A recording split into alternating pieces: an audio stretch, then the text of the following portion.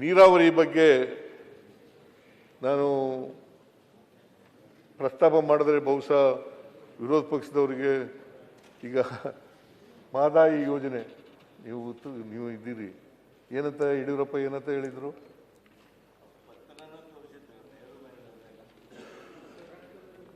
ರಕ್ತದಲ್ಲಿ 24 ಗಂಟೆಯಲ್ಲಿ ನಾವು ಅಧಿಕಾರಕ್ಕೆ ಬಂದ 24 ಗಂಟೆನಲ್ಲಿ ಈ ಸಮಸ್ಯೆಯನ್ನು ಬಗೆಹರಿಸ್ಬಿಡ್ತೀವಿ. ಆಮೇಲೆ ರಕ್ತದಲ್ಲಿ ಬರ್ಕೊಡ್ತೀನಿ. ಸೌದಿ ಅವರೇ, ನಾನೇನು ಆಣೆ ಮಾಡಿರ್ಲಿಲ್ಲ.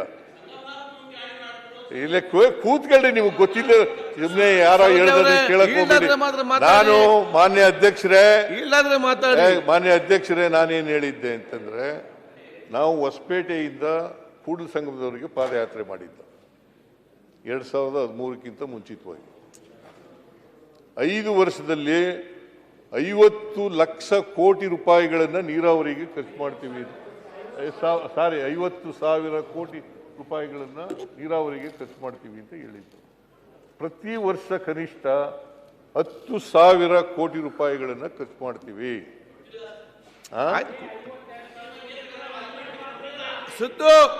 ಕೂತ್ಕೊಳ್ಳಿ ಆಯ್ತು, ನಾನು ಹೇಳ್ತೀನಿ. ಅವ್ರ ಮಾದಾಯ ಕೆಲಸ ಮಾಡ್ರೆ ಹೇಳಕತ್ತಿದ್ರು.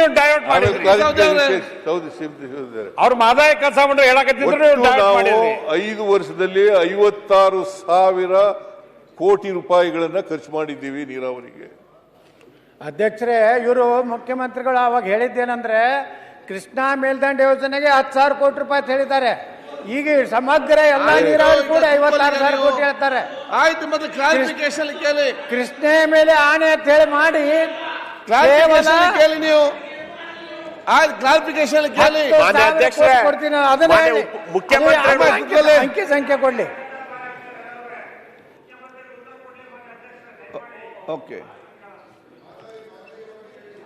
ಮಹದಾಯಿ ಬಗ್ಗೆ ಈಗ 13.42 ನೀರು ಕೊಟ್ಟಿದೆ. 2018ರಲ್ಲಿ ತೀರ್ಮಾನ ಆಯಿತು. ಸುಪ್ರೀಂ ಕೋರ್ಟ್ನಲ್ಲೂ ಕೂಡ ತೀರ್ಮಾನ ಆಯಿತು. ಆದರೂ ಇವತ್ತಿನವರೆಗೆ ಪರಿಸರ ಕ್ಲಿಯರೆನ್ಸು ಸಿಕ್ಕಿಲ್ಲ, ಎನ್ವೈರನ್ಮೆಂಟಲ್ ಕ್ಲಿಯರೆನ್ಸ್ ಸಿಕ್ಕಿಲ್ಲ. ಯಾರ ಹತ್ರ ಇರೋದು? ನಾವೊಂದ್ಸಾರಿ ನಿಯೋಗ ಕರ್ಕೊಂಡು ಹೋಗಿದ್ದೆ.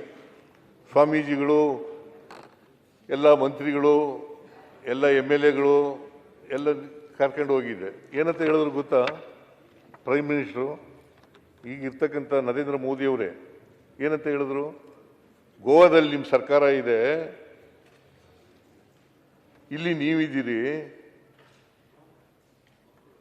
ನೀವು ಗೋವಾದವ್ರಿಗೆ ಹೇಳಿ, ಗೋವಾದಲ್ಲಿ ಆ ಕಾಂಗ್ರೆಸ್ ಸರ್ಕಾರ ಇತ್ತು, ಗೋವಾದಲ್ಲಿ ಹೇಳಿ ನೀವು ಅವರು ರಾಜಿ ಇತ್ಯರ್ಥ ಮಾಡ್ಕೊಳ್ಳಿ ಇದನ್ನ ಅಂತ ಹೇಳಿದ್ರು. ಈಗ ನಿಮ್ಮದೇ ಪಕ್ಷದ ಸರ್ಕಾರ ಇದೆಯಲ್ಲ, ಕೋರ್ಟ್ನಲ್ಲೂ ತೀರ್ಮಾನ ಆಗಿದೆಯಲ್ಲ, ಈಗ ಯಾಕೆ ಮಾಡಬಾರ್ದು ಇತ್ಯರ್ಥ? ಈಗ ಯಾಕೆ ಮಾಡಬಾರ್ದು? ಯಡಿಯೂರಪ್ಪನವರು ರಕ್ತದಲ್ಲಿ ಬರ್ಕೊಡ್ತೀವಿ ಅಂತ ಹೇಳಿದ್ರಲ್ಲ, 2 ವರ್ಷ ಮುಖ್ಯಮಂತ್ರಿ ಆಗಿದ್ರು, ಯಾಕೆ ಮಾಡಲಿಲ್ಲ? ವಿಜಯೋತ್ಸವವನ್ನು ಆಚರಿಸಿದ್ರು ಸರ್, ಎಲ್ಲ ಕಡೆ ವಿಜಯೋತ್ಸವ ಆಚರಿಸಿದ್ರು. ವಿಜಯೋತ್ಸವ ಆಚರಣೆ ಮಾಡಿದ್ರು. ಈಗ ಗೋವಾದಲ್ಲಿ ಕಾಂಗ್ರೆಸ್ ಪಕ್ಷದ ಅಧಿನಾಯಕಿ ಶ್ರೀಮತಿ ಸೋನಿಯಾ ಗಾಂಧಿ ಅವರು ಏನು ಭಾಷಣ ಮಾಡಿದ್ರು? ಕರ್ನಾಟಕಕ್ಕೆ ಒಂದು ಹನಿ ನೀರು ಗೋವಾದಲ್ಲಿ ಶ್ರೀಮತಿ ಸೋನಿಯಾ ಮಾತ್ರ ಮಾತಾಡಿ ಅಥವಾ ಏನಾದ್ರು ನೇಮ್ ಮಾಡಿದ್ರೆ ಮತ್ತೆ ನಾವು ನೇಮ್ ಮಾಡ್ಬೇಕಾಗ್ತದೆ ಅಷ್ಟೇ. ನಿಮ್ದು ಯಾವ್ದು ಭಾಷೆ ಅಲ್ಲ, ಅಧಿಕಾರ ನಿಮ್ ಕೈ ಮಾಡ್ತಾ ಇಲ್ಲ. ಕರ್ನಾಟಕಕ್ಕೆ ಕಾಂಗ್ರೆಸ್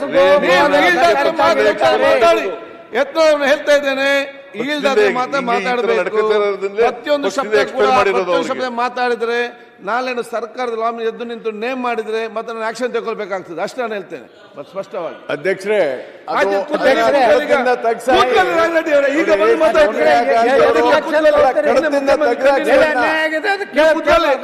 ಆಯ್ತು, ಕೂತ್ಕೊಳ್ಳಿ ನೀವು. ಎಲ್ಲಿ ಅನ್ಯಾಯ ಆಗಿದೆ ಕೇಳಬಾರ್ದಾ? ಏನೋ ಕೇಳಬಾರ್ದಾ? ಸೋನಿಯಾ ಗಾಂಧಿ ಅವರು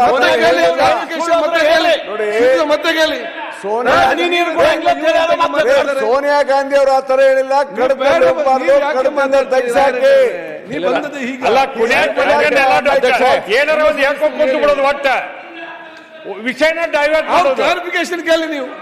ನೀವು ಕೂತ್ಕೊಳ್ಳಿ.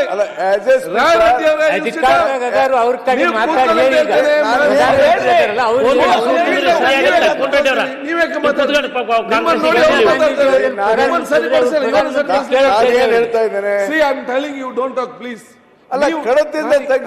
ಪಕ್ಷದ ನೀವು ಸರಿಯಾಗದಿದ್ರೆ ವಿರೋಧ ಸರಿ ಮಾಡ್ಲಿಕ್ಕೆ ಸಾಧ್ಯವಿಲ್ಲ. ನೀವು ಆಗಾಗ ಎದ್ದು ಮಾತಾಡ್ತೀರಿ, ಎದ್ದು ಮಾತಾಡ್ತಾರೆ. ಯಾಕೆ ನೀವು ಮಾತಾಡ್ಬೇಕು? ಇಲ್ದಾಗ್ಲಿಲ್ಲ, ನೀವು ಯಾಕೆ ಮಾತಾಡ್ಬೇಕು? ಸೋನಿಯಾ ಗಾಂಧಿ ಅವರು ನೀರು ಬಿಡಬಾರ್ದು ಅಂತ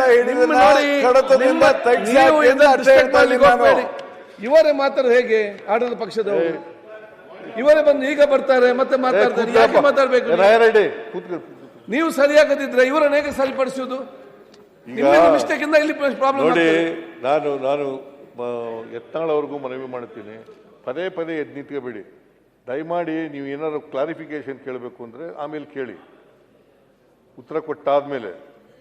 ಮಧ್ಯೆ ನೀವು ಎದ್ದು ಹೇಳೋದು, ನಿಮಗೆ ನೀವು ಭಾಳ ಬುದ್ಧಿವಂತರಿದ್ದೀರಿ, ಇಲ್ಲ ಅಂತ ಹೇಳಲ್ಲ ನಾನು. ಹಾಗಂತೇಳಿ ಮಧ್ಯೆ ಎಲ್ಲ ಎದ್ದು ನಿಂತ್ಕೊಂಡು ಹೇಳಬೇಕು ಅಂತ ಅಗತ್ಯ ಇಲ್ಲ. ರಾಯರೆಡ್ಡಿ ಅವರೇ ಪ್ಲೀಸ್.